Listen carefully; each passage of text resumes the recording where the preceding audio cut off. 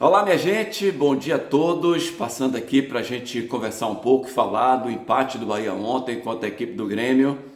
É claro que muitos achavam que o Grêmio ia vencer o jogo de ontem, né? Que o Grêmio fosse repetir o jogo do Campeonato Brasileiro último contra o Bahia na mesma Fonte Nova, onde o Grêmio venceu por 2-1 e poderia ter vencido de 4 ou de 5, porque o Grêmio fez o segundo tempo extraordinário, mas ontem não foi a mesma coisa.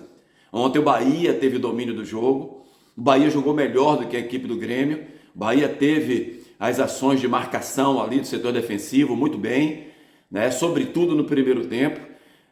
O Bahia teve as ações no ataque, jogou mais no campo do Grêmio do que em outras oportunidades.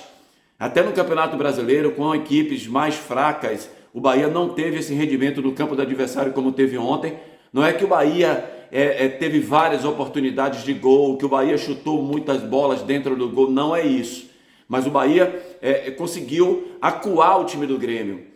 Nós todos esperávamos que o Grêmio viesse, né, para cima, com mais confiança, até porque no jogo do Campeonato Brasileiro o Grêmio foi melhor, o Grêmio fez isso, mas eu entendo que com a ausência do Soares o Grêmio perdeu muito.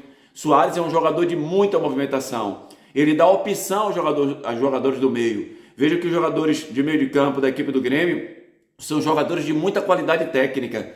Então Soares, ao se mexer de um lado para o outro, ele não é fixo, ele não fica parado ali no meio, no centro, ele dá opção, né, para aqueles jogadores, Cabadio, Vila Sante, então os outros jogadores que aparecem. O próprio Bitelo ficou muito perdido ontem na equipe gremista, e o Bahia achou a marcação, não deixou o Grêmio jogar, marcou muito bem ali na sua intermediária, não foi para junto do goleiro. Essa é uma situação que a gente tem que falar, interessante, porque quando vai para cima do goleiro, você está trazendo o time para trás.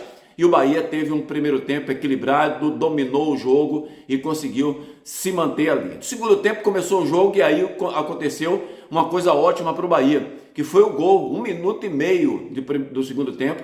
Um lance rápido do Kaique com Ademir, o cruzamento para Everaldo, e Everaldo terminou fazendo o gol. Eu não sei se vocês lembram, né? Devem lembrar, ontem mesmo eu falei aqui que eu entraria com o Everaldo e com o Kaique. E parece que deu para perceber ontem por que eu falava aquilo, né? Vejam quanta profundidade esses dois jogadores deram à equipe do Bahia. O técnico surpreendeu, colocou 3 atacantes, saiu de 3 zagueiros, foi para 3 atacantes, entrou naquele esquema do 4-3-3, né? Com 3 meias e 3 atacantes.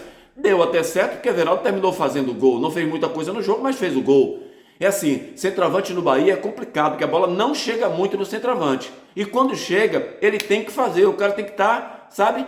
O cara tem que ter 100% de aproveitamento, porque às vezes chega uma bola, ele tem que fazer o gol. E o futebol não é muito por aí. Então, enquanto Kaique e Ademir estiveram dentro do campo, o Bahia teve profundidade, o Bahia segurou o Grêmio no seu campo.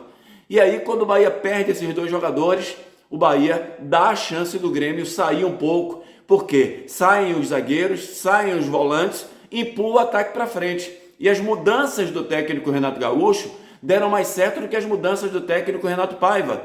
Vejam que Renato Paiva tira os 3 atacantes, apenas o Everaldo ele tirou e colocou o outro 9, né? O Everton. Mas os outros 3 atacantes, vamos botar Cauli como atacante, que saiu machucado, infelizmente, que é um jogador muito importante. Já no primeiro tempo eu estava comentando o jogo, falava, Cauli está sumido do jogo, mas ele estava sentindo já a coxa.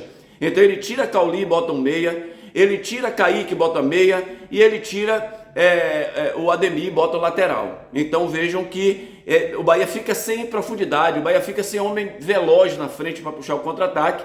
E aí no lance infeliz do Bahia, no final do jogo, já nos acréscimos, cruzamento do lado esquerdo, jogada lá de uma triangulação, cruzamento para a área, o goleiro fez o dele, muita gente acusando o goleiro Marcos Felipe, mas ali, gente, se o goleiro deixa passar e o cara faz o gol, culpa o goleiro. O goleiro não pode adivinhar, ele está de costas, não sabe a posição do Cuiabano, jogador do Grêmio. Então ele fez a defesa, ele fez o certo. O Cuiabano ia chegando e aí tirou totalmente o Rian do lance e o Grêmio terminou fazendo o gol.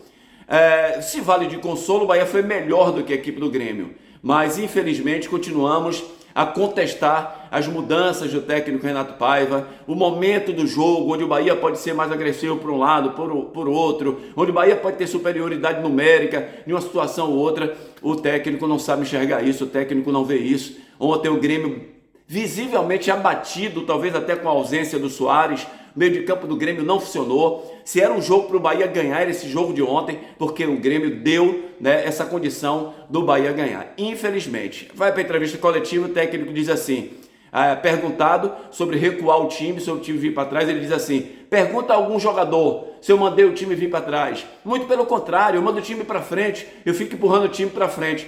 Mas não precisa dizer, Paiva, é só ver nas suas modificações. Quando você tira 4 atacantes e bota 3 meias e um zagueiro e um lateral, você está trazendo o time para trás. Não precisa você falar nada, né? Tem coisas que não precisam ser ditas. Você enxerga e vê. E o time, como você colocou vários meias, tirou os atacantes, tirou jogadores de velocidade na frente, o time recuou com certeza. Mas infelizmente isso acontece, é no futebol, e a semana que vem o Bahia decide lá em Porto Alegre. É difícil? É, mas o jogo é jogado. Vamos esperar o que acontece. Grande abraço, que Deus abençoe a todos.